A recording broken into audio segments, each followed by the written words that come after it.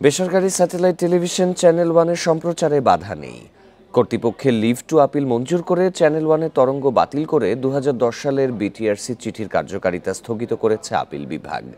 সকালে আপিল বিভাগের জ্যেষ্ঠ বিচারপতি আশফাকুল ইসলামের নেতৃত্বাধীন 4 বিচারপতির আপিল বেঞ্চ এই আদেশ দেন। এর ফলে 15 বছর পর চ্যানেল ওয়ান সম্প্রচারে আইনি বাধা দূর হলো। আওয়ামী লীগ সরকার ক্ষমতায় আসার পর 2010 সালের 27 এপ্রিল চ্যানেল ওয়ানের সম্প্রচার বন্ধ করে দেয়া হয়।